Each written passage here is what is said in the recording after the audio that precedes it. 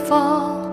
Feels like I can make it more than I could bear. Giving up is all that I can. Halo semua, kembali lagi dengan saya Mr. Prince di channel Prince Sweet, menceritakan hal-hal yang so sweet. Kali ini saya akan menceritakan kisah pesona janda muda. Ya, bagi siapapun yang suka dengan janda, silakan merapat. Dan bagi siapapun yang suka dengan muda, silakan merapat. Karena ini cerita janda muda. Part 7. Hadirnya Stephen di antara mereka. Andra dan Dinda saling bertatapan dan terdiam. Nisa yang melihat adegan romantis bak cerita dongeng Rapunzel beserta pria tampan yang menabrak Dinda terkejut bukan kepalang ketika melihat ternyata itu adalah Dinda. Pria tampan tersebut tiada lain adalah Stephen, orang yang bertemu Dinda di acara ultahnya Ibu Sri omongnya Lala. Setelah mereka mematung layaknya waktu dan ruang yang berhenti berjalan, suara Lala yang cedal menyadarkan mereka dari drama cinta. Andra pun melepaskan tangan hangatnya Dinda. Wajah Dinda yang tiba-tiba memerah bak buah semangka yang segar menambah manisnya wajah Dinda di mata Stephen yang melihatnya. "Pak, jangan pegang-pegang dong, curi-curi kesempatan ya. Emang dasar laki-laki tuwir, sukanya pegang-pegang," ucap Dinda yang gugup karena hangatnya tangan Andra dan tajamnya tatapan Andra yang begitu dekat menerjangnya. "Ih, siapa pula yang curi-curi? Tahu tadi gak bakal gua tolong dah," jawab Andra dengan rasa gugup karena merasakan yang sama yang Dinda rasakan. Stephen pun berdiri sembari membersihkan baju dan celana yang terkena debu lantai. Nisa yang tadinya sudah mulai kesal bak gunung Merapi yang sudah siap meletuskan lava yang panas pergi meninggalkan Andra dengan cepat. Andra yang melihat Nisa pergi berusaha mengejarnya. Andra dan Nisa yang telah pergi meninggalkan Dinda, Lala dan Stephen di sana. "Hei Nona cantik, ini ketiga kalinya kita bertemu. Takdir sudah merestui kita. Kau adalah jodohku," ucap Stephen kepada Dinda. "Apaan sih? Bukannya minta maaf, malah bicara yang ngelantur. Otaknya nggak tertinggal di lantai kan?" tanya Dinda dengan ketus. "Ketus amat, membuatku semakin tertarik. Ini aku pria tampan yang di acara ultahnya Ibu Sri tadi malam." Dinda mencoba melihat dan mengingat wajahnya sembari membersihkan baju. "Oh, ini si cowok yang sok ganteng dan kepedeannya sudah kronis ya?" batin Dinda berbicara. "Kok diam? Sudah ingat ya?" "Jelas ingat dong. Cewek mana yang tak teringat padaku?" Ucap lagi Stephen. "Ih, jangan sok pede deh. Mual dengarnya," jawab Dinda dengan rasa jijik. "Kamu emang beda. Pertama kalinya aku merasakan penghinaan sepahit ini. Membuatku semakin tertarik mengenalmu lebih dalam. Kenalkan, namaku Stephen," sahut Stephen sambil menjulurkan tangannya untuk bersalaman. "Gak ada yang nanya nama, mau Stephen kek, mau Seven kek, I don't care," timpal Dinda yang tak membalas jabat tangan Stephen. "Oh, jangan terlalu benci, nanti bisa jadi benar-benar cinta," sahut Stephen seraya mengangkat tangannya menghalai rambutnya. "Nona cantik, kalau boleh tahu namamu siapa?" tanya Stephen lagi. "Buat apa tahu nama saya? Toh kita nggak bakal jumpa lagi," jawab ketus Dinda. "Ayolah kita pulang," ucap Dinda sembari menggandeng Lala pulang. Sosok Dinda dan Lala yang perlahan memudar dari pandangan Stephen. Stephen yang merasa harga dirinya tergores untuk kali pertama dia ditolak oleh wanita. Hal yang dianggapnya baru. Semakin membuat serigala di dalam dirinya semakin mengincar mangsa yang menggoda. "Pantang bagiku, Stephen Wijaya, tak bisa menaklukkan wanita. Tidak ada dalam kamusku yang tak terwujud," batin Stephen berbicara dengan penuh aura yang membara. Hari-hari pun berlalu seperti biasa.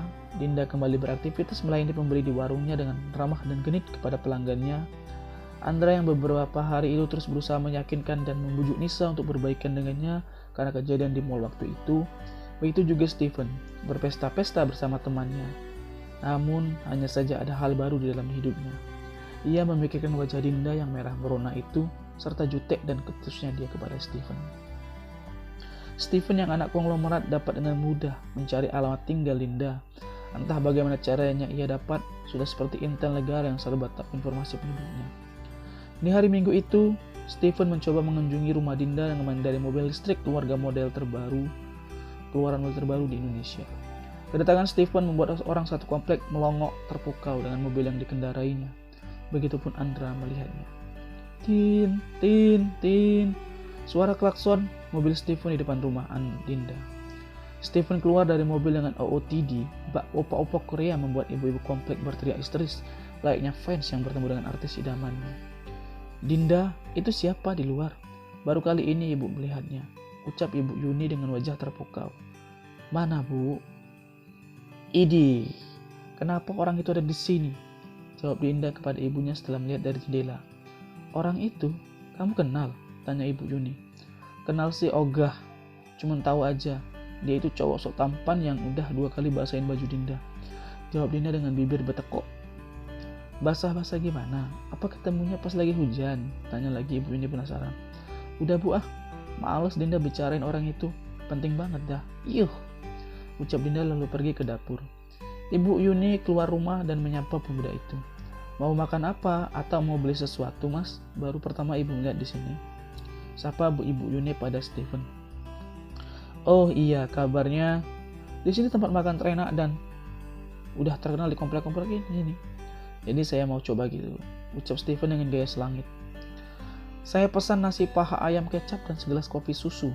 Lanjut Stephen memesan makanan dan duduk di tempat makan. Dinda, hayo buruan, sayurnya antar ke sini. Di sini sudah habis, teriak Ibu Yuni kepada Dinda. Iya Bu, ini baru masak dan masih panas, tunggu sebentar. Sahut Dinda lalu membawa sayur ke depan. Dinda, tolong siapin pesanan mas berbaju merah itu ya. Dia pesan nasi paha ayam kecap dan secangkir kopi susu. Ibu masih repot menyiapkan pesanan Ibu Santi, 50 kotak nasi untuk acara pengajian di rumahnya. Perintah Ibu Yuni kepada Dinda. Aduh, males banget dah nyiapin makanan untuk tuh orang. Lagian di tempatnya gak ada tempat makan apa. Batin Dinda sembari menyiapkan pesanan dan mengantarkan kepada Stephen. Terima kasih Dinda, nama yang cantik. Kanda sengaja datang kemari hanya untuk melihatmu. Goda Stephen sembari menerima pesanannya. Ih, lu hidup di zaman kerajaan ya, Dinda, Kanda, sahut Dinda sembari menyeringai bibir dan bahu.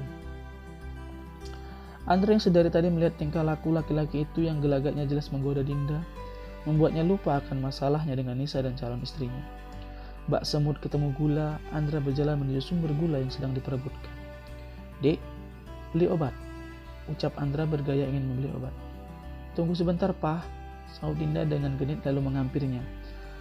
Stephen yang mendengar kata yang terucap manja dari mulut Dinda kepada pria itu, ia pun heran dan bertanya-tanya siapa laki-laki itu, sembari menatap Andra dan Dinda di sana. Tabung rasa penasaran Andra meluap-luap. Belum kelar soal siapa pemilik mobil hitam yang membawa Dinda pergi dan pulang pergi, hadirnya Stephen bak api yang disiram minyak di dalam hati. Padahal jelas-jelas Andra bukan siapa-siapa Dinda. Din, Lala tumben malam itu ada nggak ikut ngaji? Biasanya selalu duluan hadir, ucap Andra yang ingin segera mengobati rasa penasaran yang telah lama. Oh, malam itu kami sekeluarga pergi menghadiri acara ultahnya Lala, Pak. Sekaligus omanya, jawab Dinda sembari memberikan obat yang dibeli Andra. Kenapa nggak diadakan di sini? Kan rumahnya di sini. Terus yang jemput dan antar dengan mobil hitam waktu itu siapa? Tanya Andra lagi kepada Dinda. Oh, itu opanya Lala, Pak. Kebetulan acaranya sampai malam, ya. Jadinya kami pulang pagi, jawab Dinda. Andra yang mendengar penjelasan Dinda pun merasa lega. Terlihat dari wajahnya yang berseri. Pak, kenapa Pak? Seperti penjudi menang lotre aja. Kalau dapat rezeki nomplok, bagi-bagi dong Pak. Gak baik dimakan sendiri.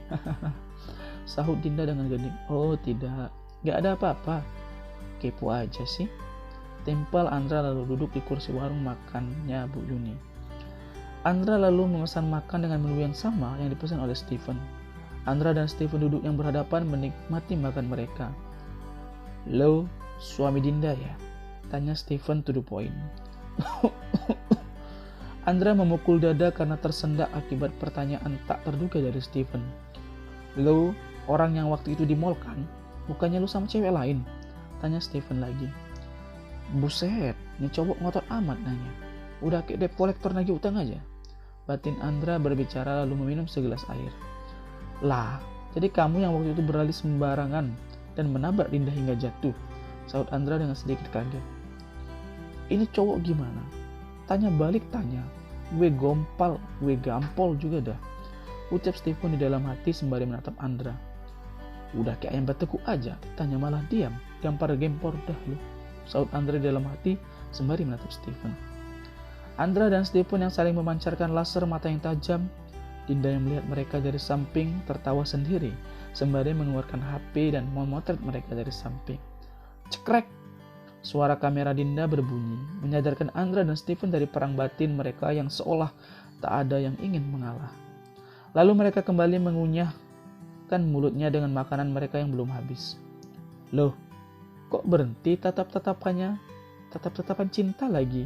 Cie, cuit. Cintaku hadir di kedai kopi. Kalau dijadikan judul FTV. Teriak Dinda melirik mereka berdua dan tertawa lepas. Lo sih, ditanya malah balik tanya. Timpal Stephen kepada Andra. Lah emang sih itu benar? Tahu-tahu nanya mulu. Belum sempat dijawab udah nanya yang lain. Timpas balas Andra. Udah deh, intinya gue mau tanya. Hubungan lu sama Dinda apa? Tanya Stephen dengan menekan dan menunjukkan jarinya ke muka Andra. Eits, tangan dijaga bung. Gak pernah makan yang namanya kursi sekolah ya? Jawab Andra lalu berdiri. Kecoak buntal. Ngapain pula kursi dimakan? Kursi untuk duduk. Pego lu. Malah Stephen dan ikut berdiri. Mau lu apa? Kok jadi ngegas? Tekan Andra. Lah, udah jelas kan tadi aku nanya apa? Budek lu, saut Stephen dengan nada tinggi. Mereka pun saling membalas perkataan. Semakin lama semakin dibiarkan, tensi menaik. Mereka semakin meninggi bak final El Clasico di nanti-nanti. Andra amarah dan emosi yang sudah menguasai diri membuat mereka hampir baku hantam.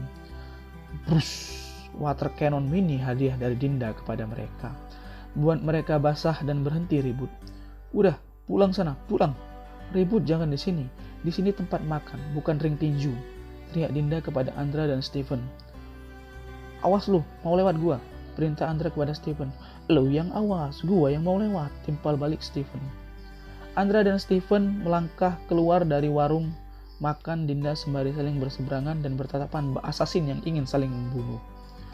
Buset, woi, bayar dulu, main pergi aja, teriak Dinda keras. Andra dan Stephen terkejut dan malu ingat bahwa mereka belum membayar makanan dan minuman mereka. Mereka lalu berlomba-lomba kembali menghampiri Dinda untuk bayar makanan mereka lebih dahulu. Alhasil, saat mereka berlari menuju Dinda, kaki mereka berdua tersandung sesuatu yang membuat mereka terjatuh sangat dekat ke arah Dinda, layaknya parasut yang siap mendarat di dataran yang bergelombang indah.